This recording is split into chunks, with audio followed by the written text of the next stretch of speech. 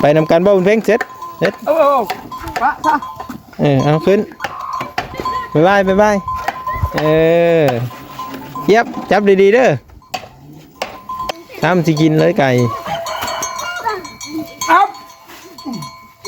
บุญเพ่งแบะได้บ่ฮะเสร็จป่านี่ฮุบสลอยฮุบยืมถ้วยเพิ่นที่เห็นยืมถ้วยเพิ่นนั่นมาตักนะยืมมันกระทังเพิ่นนั่น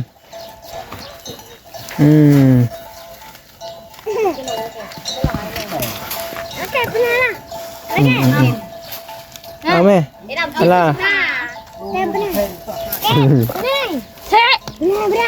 นั่นไปเอากระทังเพิ่นมาฮุบใส่เข้าเฮทุกคนจวกบานหนึ่งพูดหนูเพลงไปเอากระทังคนปุ๊บไปยืมกระทังไปสั่งไป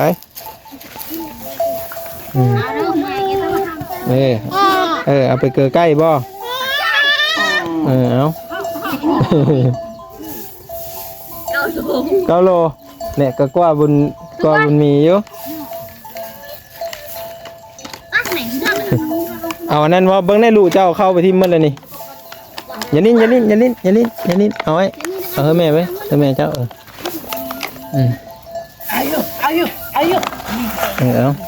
ามันจีฮุบไปเลยแต่ว่านี่เพลง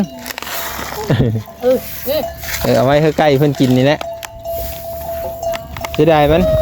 ฮุบเอาได้เอาน้ำน้องอ่ะเพล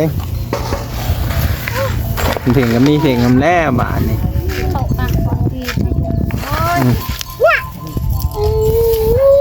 เบิ่งแน่น้องเจ้าฮุบไปทิ่มมันน่ะ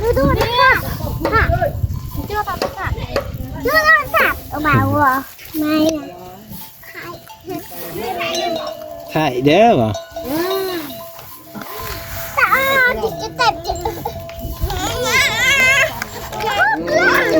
มันโม่แล้วมันฮุบไปทิ่มบอลินฮุบเอาไว้บุญเพ่งน้องสิเอาไปลิ้นมาเลยอ่อนบ่ทันแล้วอ่อนบ่ทันแล้วกันปะให้ไก่กินเลยอ่อนบ่ทันแล้วอ้าวสิฮุบเอาไปเฮ้ยไปว้าอีกตรงนี้ขอบคุณจัดเลยมือโตอีกใช่บ่ฮะ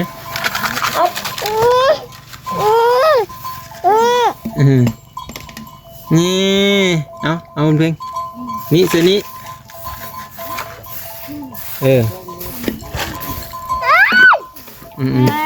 เอาเพิ่นเยอะเอาเพื่อไก่กินน้ำแน่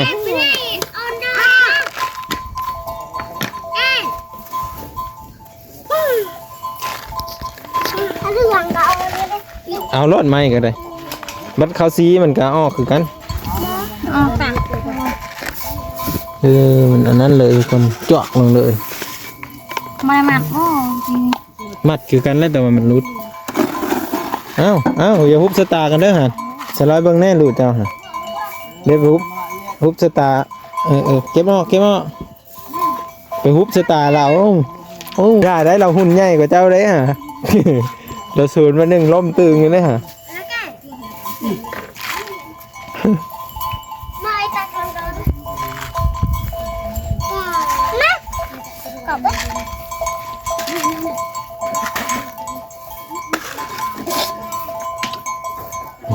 เพิ่งในตีนมีอาบน้ำมา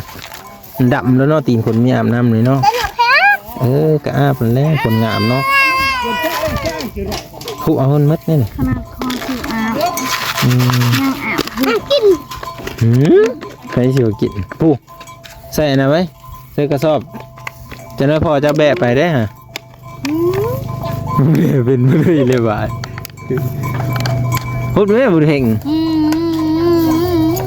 ฮุบบุญเพ่งนี่แทนนี่เพียงไรพอแล้ววะนี่เอาไว้ใกล้กินแน่เนาะมันกระเทือนมันจะอยู่นี่แหละครับมันอยู่ซะมันไม่ได้จะอยู่แล้วจะดึงแหงนั่นเพ่งได้ทางพื้นเอาไว้เกลือไก่คุณให้เพื่อนนะ โบยชวนเพื่อนนุชวันนั้นใจ เอาซุ่ม ก็แม่ใจอ่ะ เอาซุ่มแล้วมาเซอร์นี่ ครับ คุณเพลงแบะได้ปะฮะ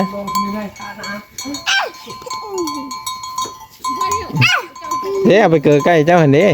กุ๊กกุ๊กกุ๊กกุ๊กกุ๊กกุ๊กเบิ่งในไก่ตีแล้วนี่ยังคักกูพื้ปีปึ๊บอยู่คุณ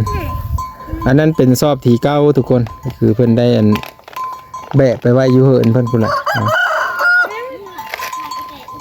อันนี้นี่เฮ็ดข้าวปูเลยบ่นี่สลายเตือนนั่นเลยเอ้าคุณเพ่งไปเจอบุญมีเด้เอ้าไปเฮ็ดเพลินนะของสร้างนะเซ็ตมานี่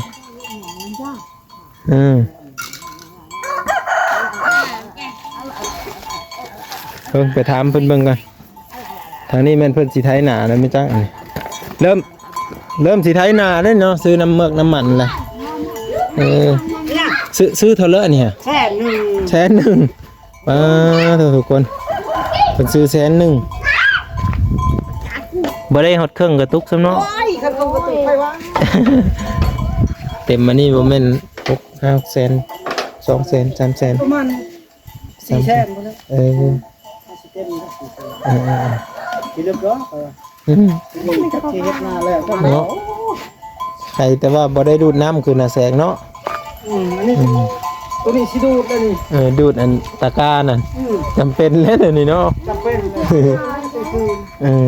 ที่บ้านจาแล้วจักตาได้สิตกปีนี่จ้องสอบไม่ได้มาติดมายอดเลยอันนี้ไม่ก็ต้องกระเดี่ยวแล้วนะจังมันวันนั้นก็แล้วขึ้นโลเอาแพงวันนี่50ก็ขึ้นโลตัวนี้เรียกว่าโลมันอ่อนบ่แข็งบ่โลตัวนี้เขาปรับอยู่เสื้อแล้วปรับแข็งอ่อนนี่เขาต้องได้อัน50โลมีซ้ำกันเนาะคนเป็นคนผู้เดียวในตลาดเลยเนาะหน่อยนะมันบวกกันเด้1 บาทขีด2ขีดไปเขาก็ใช้กินกำไรนั่นแหละไปนำการบ่บุญเพ่งเสร็จปะซะเอาขึ้นบ๊ายบายเย็บจับดีๆเด้อ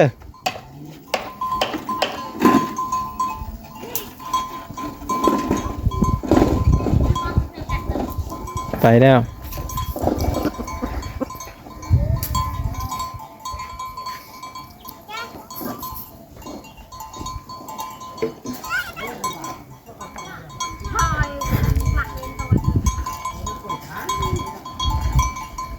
แหนมล้างจนมีทันทุกคนเดี๋ยววิดีโอหน้าพอกันไหมเนาะเอาได้แล้วป่ะนี่เอามือไว้ใกล้เต็มมานี่เนาะกุ๊ก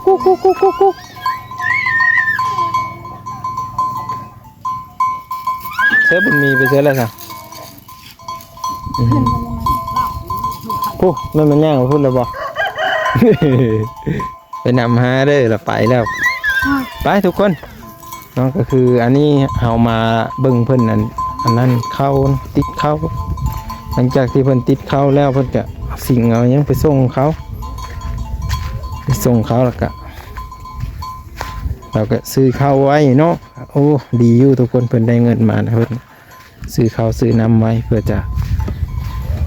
ให้มันต่อยอดชีวิตไปนะเนาะก็ถือว่าข้าวนี่เพิ่นมีแล้วเด้อข้าวนี่เด้อ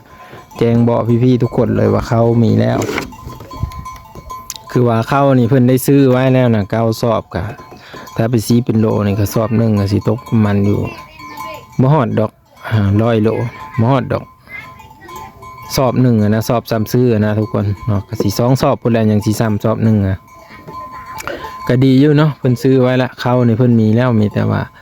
เพิ่นสิเฮ็ดให้เฮ็ดนาเพิ่นสิเอามาเฮ็ดข้าวปลูกบ่หรือว่าจังใดเฮาก็รอติดตามเบิ่งกันเนาะไปที่เห็นคลิปวิดีโอนี้ก็สามารถแสดงความคิดเห็นมาได้เนาะทุกคนเนาะบ่าวางก็ขอบพระคุณเป็นอย่างสูงทุกคนเนาะก็ขอให้อยู่ดีมีแรง คลิปหน้าวิดีโอหน้าเรามาพอกันใหม่ทุกคนเนาะพร้อมกับบรรยากาศน้องบุญเพลงบุญมีอีกในขั้นตอนต่อไปเนาะใครที่เป็น FC บุญเพลงบุญมีกะช่วยคอมเมนต์แล้วก็ให้กำลังใจเนาะเป็นจะได้ก็รอติดตามเมืองตอนต่อไปทุกคนคลิปนี้กับผิดพลาดประการใดขอโทษขออภัยพี่ๆทุกคนเด้อครับเด้อคลิปนี้ไปแล้วทุกคน